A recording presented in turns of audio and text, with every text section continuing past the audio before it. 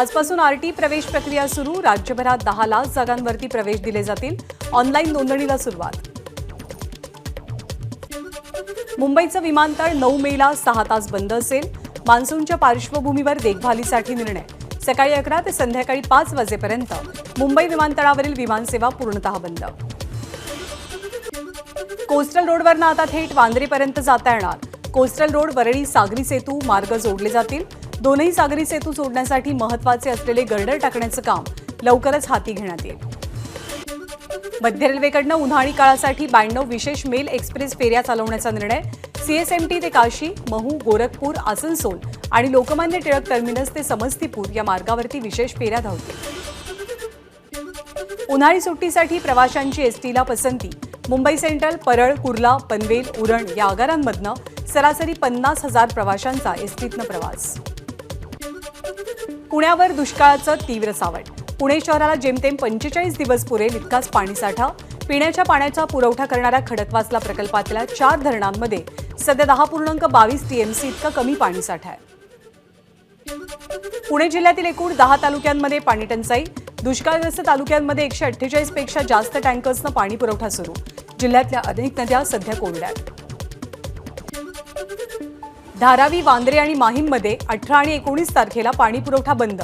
जलवाहिनीच्या जोडणीच्या कामासाठी पाणी पुरवठा बंद ठेवणार असल्याची माहिती।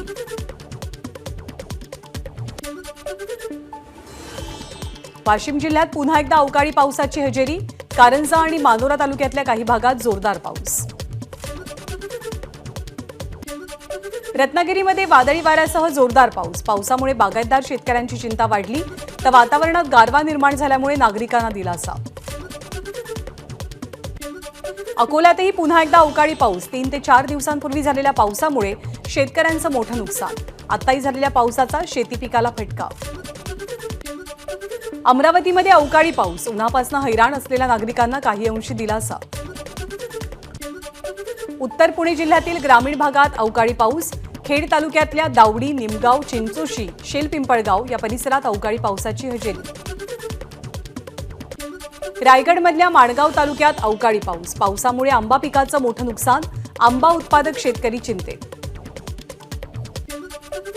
नाना पटोले यांच्या नागपूरच्या घरी सांगली आणि भिवंडीसाठी रात्री उशिरापर्यंत खलबतं। बैठकीला नाना पटोले, बाळासाहेब थोरात, विश्वजित कदम, पृथ्वीराज पाटील यांच्या सांगलीच्या जागेबद्दल चर्चा, तर भिवंडीच्या जागेसाठी दयानंद चोरगे, नाना गावंडे यांच्यासोबत चर्चा। राज्यामध्ये मिशन 45 साठी भाजपचे वरिष्ठ नेते कामाला। ज्यांना आमदारकीचे तिकीट हवंय त्यांनी आपापल्या मतदारसंघातनं लोकसभेसाठी लीड देणं बंधनकारक। भाजपच्या वरिष्ठ नेत्यांच्या आमदारांना सूचना। राजू शेट्टींच्या स्वाभिमानी शेतकरी संघटनेचा बच्चू कडूंना पाठिंबा। अमरावतीत प्रहारचे उमेदवार दिनेश बुप यांना पाठिंबा जाहीर। नाशिक लोकसभेच्या जागेचा तिढा लवकरच सुटण्याची शक्यता। नाशिकमधल्या उमेदवारीसाठी अजय बोरस्ते आग्रही। अजय बोरस्ते यांनी घेतली मुख्यमंत्र्यांची भेट। छगन भुजबळ करणार सुधीर मुनगंटीवारांचा प्रचार। भाजपचे प्रदेशाध्यक्ष चंद्रशेखर बावनकुळेंसोबत जाहीर सभांनाही भुजबळ उपस्थित असतील। रत्नागिरी, सिंधुदुर्ग लोकसभा मतदारसंघातील उमेदवार भाजपच्या चिन्हावरती निवडणूक लढवेल। आज किंवा उद्या घोषणा केली जाईल। गोव्याचे मुख्यमंत्री प्रमोद सावंत यांचा दावा। महाराष्ट्र भाजपतील नाराज पदाधिकारी राजीनामा देण्याच्या तयारीत।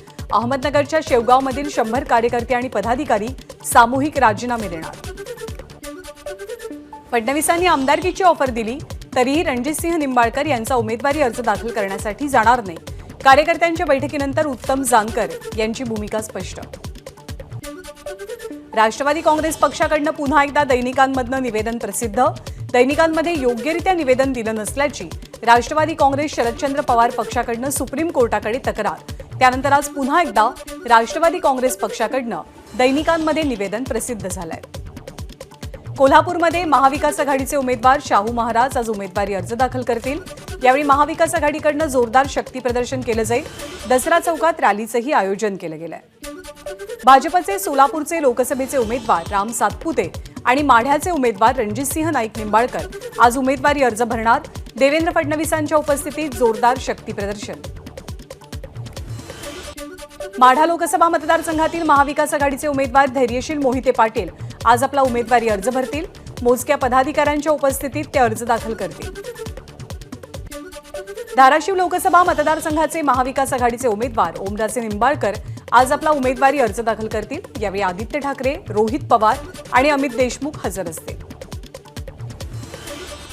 शिवसेना ठाकरे गटाचे खासदार आणि रत्नागिरी सिंधुदुर्ग लोकसभा मतदारसंघाचे उमेदवार विनायक राऊत आज आपला उमेदवारी अर्ज दाखल करतात। यावेळी वैभव नाईक आणि राजन साळवींसह प्रमुख पदाधिकाऱ्यांची हजेरी असेल। सांगलीमध्ये अखेर विशाल पाटील यांची बंडखोरी। अपक्ष आणि काँग्रेस पक्षाच्या वतीनं असे 2 अर्ज विशाल पाटील यांनी दाखल केलेत। आज सांगलीमध्ये ते शक्ती प्रदर्शन करतील। आज मुंबई भाजपच्या महत्त्वाच्या बैठका। मुंबई भाजपच्या विविध आघाड्यांची एक बैठक तर संघटनेच्या पदाधिकाऱ्यांची एक स्वतंत्र बैठक घेतली जाईल। लोकसभा निवडणुकीच्या पार्श्वभूमीवर जळगावमध्ये महायुतीचा मेळावा। मंत्री गिरीश महाजन, गुलाबराव पाटील आणि मंत्री अनिल पाटील या सभेला संबोधित करतील।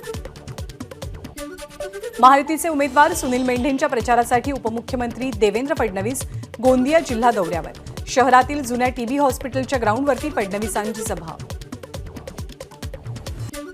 भंडारा गोंदियातील महायुतीचे उमेदवार सुनील मेंढेंच्या प्रचारासाठी महाजनपथ रॅली। भाजपचे प्रदेशाध्यक्ष चंद्रशेखर बावनकुळेंसह इतर पदाधिकारी आणि कार्यकर्त्यांचा रॅलीत सहभाग। 18 एप्रिलला बारामती लोकसभेच्या महायुतीच्या उमेदवार सुनेत्रा पवार आपला उमेदवारी अर्ज दाखल करतील। यावेळी मुख्यमंत्री एकनाथ शिंदे, उपमुख्यमंत्री देवेंद्र फडणवीस आणि अजित पवार यांची उपस्थिती असेल। आमदार प्रकाश आवाडेंची मनधरणी करण्यासाठी मुख्यमंत्र्यांनी जी तत्परता दाखवली ती तत्परता शेतकऱ्यांना 100 रुपये देण्यासाठी दाखवली असती तर त्यांच्या उमेदवाराविरोधात निवडणूक लढवण्याची आपण हिंमत केली नसती। राजू शेट्टींचं वक्तव्य। देशहितासाठी मोदींची शक्ती कमी करण्याची गरज, पवारांचं साताऱ्यात वक्तव्य। देशातली जनता मोदी विरोधात असल्याचाही पुनरुच्चार। मोदींची गॅरंटी बेभरवशाची, प्रकाश आंबेडकरांची पंतप्रधान मोदींवर टीका। मोदींनी सत्ता काळात आश्वासनांची पूर्तताच केली नाही।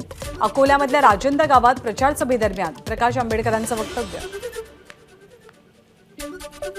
उद्धव ठाकरेंनी क्रिकेट खेळणाऱ्या खेळाडूंच्या देशप्रेमाचा अपमान केला। खेळाडूंचा अपमान करण्याचा अधिकार तुम्हाला दिला कोणी? उद्धव ठाकरेंच्या अमित शहांवरच्या टीकेनंतर श्रीकांत भारती यांचा ठाकरेंना सवाल। अडचण होत असल्यास उमेदवारी मागे घेण्याची तयारी, मात्र शेतकऱ्याचा मुलगा खासदार नको हे मित्रपक्षानं स्पष्ट करावं। चंद्रहार पाटलांचा काँग्रेसवरती निशाणा। खासदार झालो तर अभिमान वाटेल असंच काम करेल, नारायण राणेंचं आश्वासन। मोदींची प्रतिमा स्वच्छ, देशात अनेक महापुरुष झाले, पंतप्रधान मोदीही महानच आहेत, नारायण राणेंचं वक्तव्य। रत्नागिरी सिंधुदुर्ग मतदारसंघासाठी महायुतीचा उमेदवार घोषित होण्यापूर्वीच नारायण राणेंना निवडून देण्याचं मंत्री दीपक केसरकरांचं नागरिकांना आवाहन। त्यामुळे नारायण राणे संभाव्य उमेदवार असल्याच्या चर्चांनाही उधाण। विनायक राऊतांचं डिपॉझिट आपल्याला जप्त करायचंय, किमान 2.5 लाख मतांनी आपल्याला विजय अपेक्षित, केंद्रीय मंत्री राणेंचा विश्वास। रावेर मतदारसंघात महाविकास आघाडीकडनं माजी आमदार संतोष चौधरींच्या ऐवजी श्रीराम पाटील यांना उमेदवारी, त्यामुळे चौधरी यांचा बंड करण्याचा इशारा।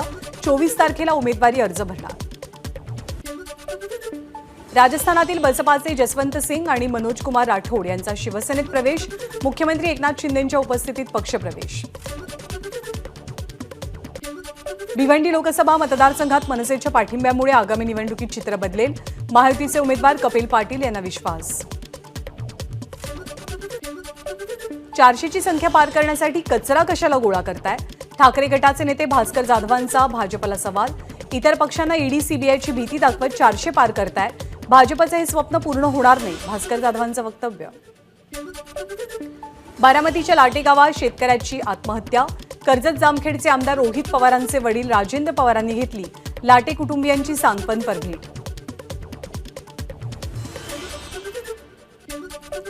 संजय राऊत स्वतःच्या घोटाळ्यावरनं लक्ष विचलित करण्यासाठी श्रीकांत शिंदे चॅरिटेबल फाउंडेशनचा हिशेब मागतात, मात्र राऊतांनी केलेल्या घोटाळ्याचा हिशेब त्यांना द्यावाच लागेल, किरीट सोमय्यांचा निशाणा। काहीही बोलायचं आणि लोकांच्या मनात संभ्रम निर्माण करायचा असा प्रकार संजय राऊत करतात। केवळ महाराष्ट्राचा मुख्यमंत्री व्हायचे यासाठी सगळी धडपड सुरू, मंत्री दीपक केसरकरांचा निशाणा। दुसऱ्यांचे लोक चोरायचे आणि जे येत नाहीत त्यांना बदनाम करायचं, हेच भाजपचं काम. विजय वडेट्टीवार भाजपमध्ये जाणार या केवळ चर्चा. काँग्रेसचे प्रदेशाध्यक्ष नाना पटोलेंची टीका. आजवर भाजपनं सूडबुद्धीनं कारवाई केली. महाविकास आघाडीचं सरकार आलं तर कारवाईची सुरुवात चंद्रपूरमधनं करणार. विरोधी पक्षनेते वडेट्टीवारांचा इशारा. 24 एप्रिलला रत्नागिरीमध्ये अमित शहांची सभा. रत्नागिरी सिंधुदुर्ग मतदारसंघासाठी शहांची सभा. कोकणातल्या जागेवरती भाजपचं विशेष लक्ष. महायुतीकडनं अद्याप उमेदवाराची घोषणा नाही. 2019 मध्ये इम्तियाज जलील यांना विजयी केलं. तुम्ही फक्त विजयी केलं नाही तर अत्याचार करणाऱ्यांच्या विरोधात मतदान केलं. खैरेंचं नाव न घेता ओवेसींचा हल्लाबोल. मेंढपाळांनी मेंढ्या आणि बकऱ्या राखायचं बंद केलं तर महाराष्ट्रातल्या लोकांना अडचण होईल. महायुतीच्या उमेदवार राजश्री पाटलांच्या प्रचार सभेत गोपीचंद पडळकरांचं वक्तव्य. लातूरमध्ये मराठा आंदोलकांनी अडवला अमित देशमुखांचा ताफा. लातूरमधल्या वासनगाव इथे गावच्या वेशीवरनं देशमुख यांना परत फिरावं लागलं. या घटनेचा व्हिडिओ समाज माध्यमात व्हायरल झालाय. गडचिरोलीच्या दुर्गम भागात तैनात असलेल्या पोलीस जवानांसाठी पहिल्यांदाच मतदान सुविधा केंद्र. 600 जवानांनी बजावला मतदानाचा हक्क. भंडाऱ्यातील साकोलीच्या 98 वर्षीय जैनबी कुरेशी या ठरल्यात राज्यातल्या पहिल्या गृहमतदार. ज्येष्ठ नागरिक आणि दिव्यांगांसाठी निवडणूक आयोगाचा उपक्रम. मतदान अधिकाऱ्यांनी कुरेशी यांच्या घरी जाऊन मतदान करून घेतलं. शिर्डीमध्ये 3 दिवसीय रामनवमी उत्सवाला सुरुवात. पोथी मिरवणुकीनंतर पुढचे 3 दिवस विविध कार्यक्रमांचं आयोजन. रामनवमी उत्सवासाठी शिर्डीत भक्तांची गर्दी. सलमान खानच्या घराबाहेरील गोळीबार प्रकरणातील आरोपींना अटक करण्यात क्राईम ब्रांचला यश. 2ही आरोपींना गुजरातच्या भुजमधनं ताब्यात घेतलं.